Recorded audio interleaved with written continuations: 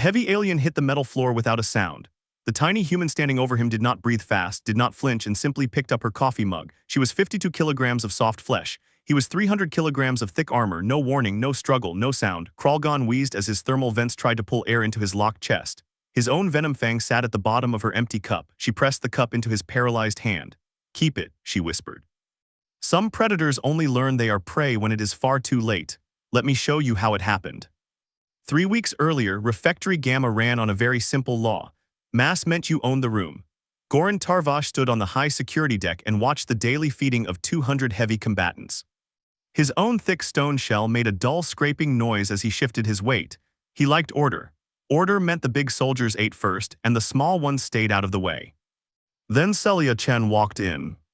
She held a dented metal mug with both palms. She cradled the cheap cup like she was calculating its exact weight. She found a small empty table near the gray wall and sat down. Goran checked his security screen. Her heart rate read 48 beats per minute, a prey response, he thought. She was terrified. She was freezing her body so the predators would not notice her.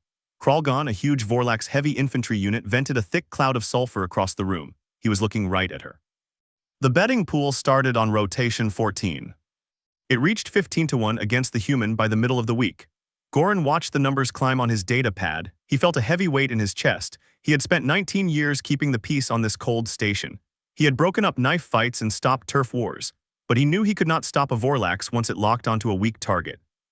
Kralgon needed to show his absolute power. The Vorlax grew their rank through pure fear. If a small mammal sat in the main hall and ignored him, it made him look weak to his pack. He brought 4 Zelxi enforcers with him every time he entered the food hall. The Zelxi were tall, fast, and covered in sharp joints. They clicked their sharp teeth when they walked. They were born to hunt the weak. Goran spent 3 days watching the tension rise. The space station was a cold and angry place. The lights were always a pale, harsh white. The air always tasted like recycled metal. In a place like this, angry soldiers looked for a reason to draw blood just to break the boredom. The silent human was the perfect target.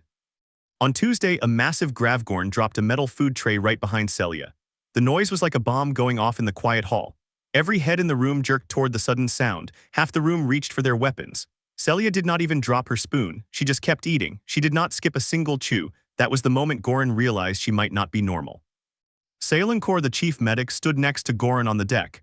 Salinkor was thin, gray, and very old. He did not like violence.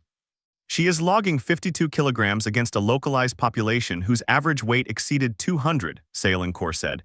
He pointed a long, bony finger at the screen below. "If they hit her, she will break into pieces." "She should eat in her room," Goran said. "Why does she come here every single day?" "Maybe she is just hungry," the medic replied. "Or maybe she does not understand our rules." But Goran knew that was a lie. He had seen humans before. They were small and soft. They did not have thick armor or sharp claws or acid spit. They died easily in the deep dark, yet they were everywhere. They built the long supply lines. They ran the fast ships. They always watched everything with quiet eyes. By Thursday, Kralgon started testing the limits. He walked past her small table and bumped it with his heavy hip. The metal table slid 3 inches across the floor.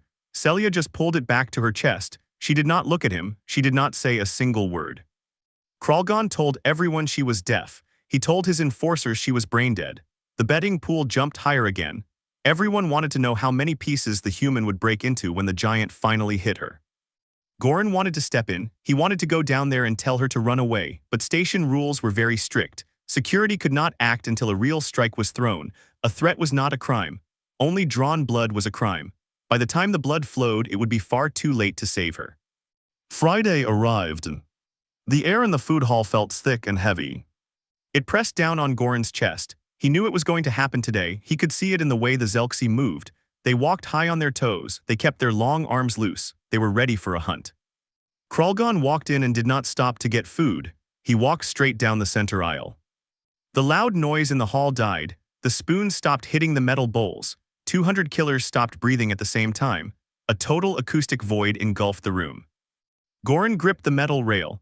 The steel bent a little under his hard stone fingers. He felt a fine, chalky dust falling from his rubbing neck plates. Celia sat at the small table near the wall. Her gray uniform was clean and neat. Her dark hair was tied back tight. She held the dented cup in both hands, 3 sips a minute. She never looked around. The 4 Zelxi fanned out. They blocked the only quick exit. They blocked the path to the main door. They trapped her entirely in the corner. Kralgon stopped right in front of her. His huge body blocked the bright ceiling light. A dark shadow fell over the small human. "You are in the wrong seat, meat," Kralgon rumbled. His voice shook the floor plates.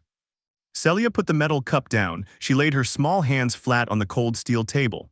Her eyes stayed on the table. Kralgon raised his massive arm.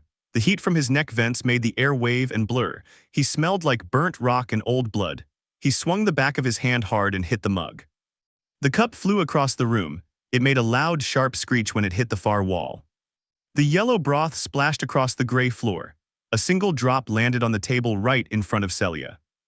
Goran placed his hand on his stun weapon. He knew it would do nothing against a Vorlax shell. He was too far away anyway. The human was going to die right now. He felt sick to his stomach. Celia looked at the tiny drop of yellow soup. She slowly raised her right hand.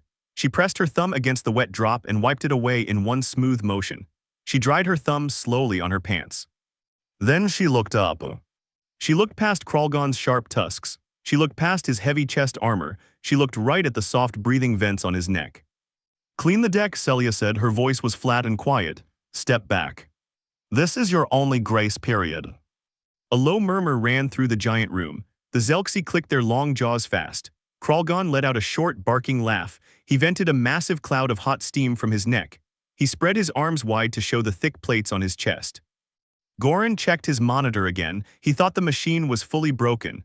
"We thought her resting pulse of 48 was a prayer response. It was a sniper's calibration." Kralgon roared. He dropped his heavy head to charge forward. The Zelxi on the left lunged first. Celia moved. She did not try to block the huge alien. She dropped her center of gravity fast. She slid under the reaching arms. The Zelxi threw a wild punch. Celia caught the arm right by the wrist. She twisted her body and pulled hard. She used the alien's own speed against it. A loud, wet snap echoed off the walls. The multi-jointed limb bent completely backward. The Zelxi screamed and fell flat. Kralgon was right behind it. He threw a massive punch that could easily crush a rock. Celia stepped into his blind spot. She got right inside his open guard. She stepped in. She dropped her weight. She struck the vent. Her open palm hit the primary breathing valve on his thick neck. She hit it with perfect geometric force. The soft valve crushed inward and stuck fast. Kralgon stopped dead. His massive body locked up tight. He could not pull in any air. His red eyes went wide. He gasped hard, but nothing went into his lungs. Two more Zelxi rushed her from the left side. Celia did not panic. She spun low to the ground. She kicked the side of the first one's knee. The joint shattered at once. The heavy armor pulled the alien straight down to the floor. The second one tried to grab her neck. She grabbed its collar, dropped to her back, and put her foot flat in its stomach. She threw the heavy body right over her head. It crashed into the metal wall and did not get back up. Kralgon took one weak step back. He grabbed his own throat with both hands. His giant chest heaved, but his vent was completely shut tight. His legs gave out. The timeline locked back into place. 300 kilograms of heavy armor hit the floor. The heavy alien hit the metal floor without a sound. Kralgon wheezed as his thermal vents tried to pull air. His head hit the edge of the metal table. His jaw popped open. A single venom fang snapped off and flew through the air. It bounced off the table. It landed right inside the overturned metal cup.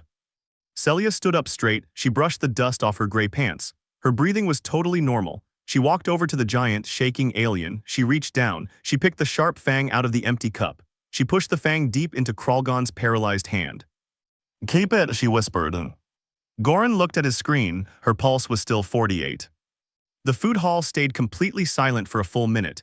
No one moved an inch. No one spoke a word. Celia Chen walked over to the serving line, got a new cup of soup, and went back to her table. 3 hours later, Goran stood in the bright white medical bay. Salinkor was looking at a small data pad. The old medic looked very pale. "I read her file," Salinkor said. His voice shook slightly. "Terran biology classifies physical trauma as a mere diagnostic alert, not an operational failure. Pain is just a warning light for them." Goran remembered the slow, calm way she had wiped the small drop of soup off the table. She did not fight them. She merely audited their skeletal structural integrity. "They did not have armor on their home world," the medic added. "Every primate from her quadrant was descended from endurance persistence hunters. They just followed their prey until the prey fell down and died. They are built for math and fast geometry." Goran nodded slowly. He finally understood. His people built huge stone walls. They hid behind heavy shells. When the Ograthi fought, they crashed together like big mountains. The Vorlax grew thick skin and sharp teeth. The Zelxi grew fast legs and acid spit. Everyone brought their best weapons on the outside. The humans kept their weapons on the inside. Kralgon lay in the medical bed for 10 long days. His broken breathing vent had to be rebuilt with clear plastic tubes. When he finally woke up, he did not roar. He did not ask for his old pack. He just stared up at the white ceiling. He jumped every single time a small nurse walked past his bed. Within 3 weeks, the station commanders changed all the rules. Every human working in the quiet supply bays was moved to the elite tactical teams. The heavy combatants stopped pushing the small mammals around. The big soldiers learned to yield the center of the hall. The room stayed very quiet now. If you trap a Terran near their rations, you haven't cornered a victim. You've simply brought protein to an active hunting ground. Goran walked through the food hall on his late-night patrol. The overhead lights were dim. The metal tables were clean and empty. He stopped near the back wall. He looked at the small glass case mounted right next to the exit doors. The thermal mug sits behind reinforced glass now, displaying a single Vorlax venom fang like a grim botanical exhibit. A small white light shines down on the dull metal. The sharp white point casts a tiny black shadow on the steel.